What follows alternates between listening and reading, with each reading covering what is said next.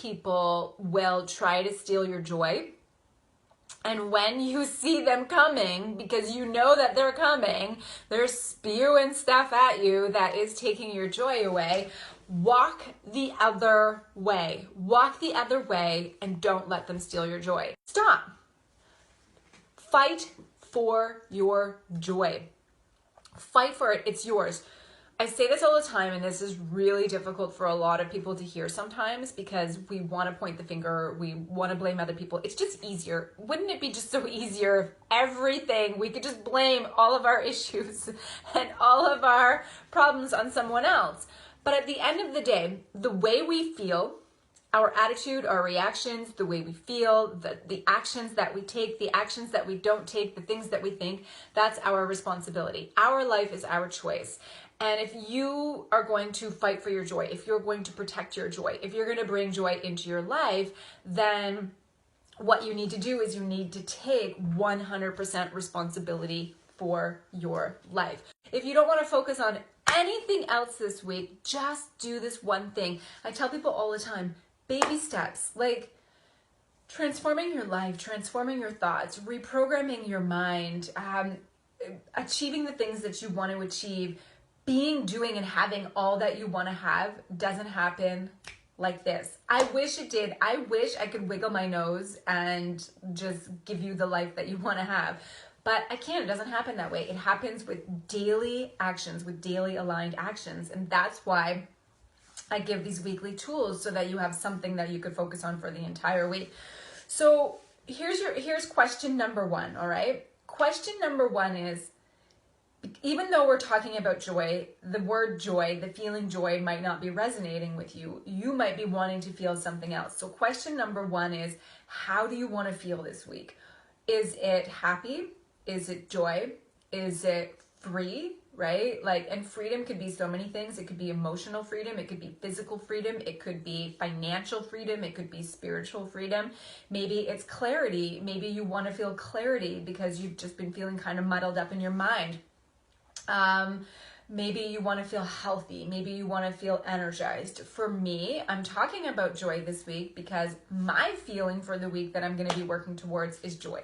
I want to feel joy. If my core desired feeling for the week that I'm going to focus on is joy, because I want to feel joy and I want to be able to give that joy to all of you and to my husband and to my dog and to my friends and to my family, then I need to take aligned action on that. So that means that I need to be able to stop when I'm not feeling it and say, is this going to enhance my core desired feeling of feeling joy, or is this going to decrease it? Because if what I'm about to do, if what I'm about to say, if the thought process that I'm about to get into, if the reaction I'm about to have, if the email that I'm about to write doesn't enhance that core desired feeling of joy, then I need to put that responsibility back on myself and say, okay, we need to shift gears. You need to go left because going right isn't going to enhance your feelings of feeling joy. And we can use this tiny tool. This is such a small thing to do, which is just question ourselves. It seems so easy, but it's the most incredibly powerful thing because it trains your brain. Everything we do, everything that I teach is all about reprogramming your brain to work for you, not against you. Because your brain is going to want to protect you. It's always going to want to protect you. And you need to let it know whether or not what you're about to do actually requires protection. And feeling the way you want to feel is one of those things that you can program your brain to say, okay, in order to walk away, you need to be able to know what the triggers are that are taking away from feeling the way you want to feel. And so often we don't pay attention to those triggers. So your reaction is one thing that you can control to be able to protect the way that you want to feel. So if you want to feel happy, what are the things you can do this week and not do this week to enhance that feeling of feeling happy, right? If you want to feel healthy, what are the things you need to do physically, emotionally, and eat to enhance that core desired feeling of feeling healthy? And for me, so ways that I protect my joy is I really ensure that the people in my life are not energy vampires.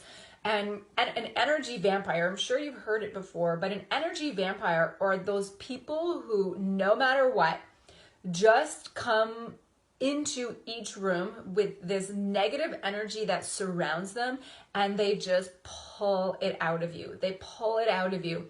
They try to tell you all the reasons why you shouldn't be happy. They try to tell you all the reasons why you shouldn't feel joy. They are negative about everything. There's a problem to every single solution. They're just really, they just can't be around happy people, and they want everyone else to come down with them. They're typically the bullies. They're typically, very, very aggressive about their negativity. And because of that, because they're so passionate about it, it's very easy for them to pull you in because their energy is so high. And because we are energetic beings, it's very easy to really get like taken into the negative vortex, if you will, right? And to be to really feel that toxicity, even though we don't feel that way in that moment. The more we stay in that situation and don't protect our energy, even just by walking away, the more willing we are to just float into the negative vortex with them. So that's why sometimes we feel like, well, why is it that every single time I'm around that person, I just feel so crappy? It's because of their energy. So we need to have a different type of energy. We need to be able to protect our energy of joy. We need to be able to protect our energy of happiness. We need to be able to protect feeling the way we want to feel. And the way we do that is by asking ourselves in the moment questions of, is staying here going to enhance or decrease this? Is feeling this going to enhance or decrease this? Is doing this going to enhance or decrease this? Is thinking that going to enhance or decrease this? And then saying, what is an aligned action that I can take to shift gears, to get me back, to recalibrate back to feeling the way I want to feel? So let's go back. I want to feel joy this week, okay? So what do I need to do? That's my question to myself. What do I need to do to bring joy into my life this week? That's definitely not being around those negative energy vampires. It's doing things that bring me joy and not letting anyone talk me out of it. It's really connecting to my inner guide. I talk about the inner guide all the time. And that is doing things that I want to do that really light me up, that really, like, for example, right now it's really beautiful outside. And this is the smallest thing. I know this is really small, but it's sunny, it's beautiful. One thing I'm gonna do to bring joy into my life today is I'm gonna take my dog for a walk, and I'm gonna be in the sunshine. So simple, it's not about big things.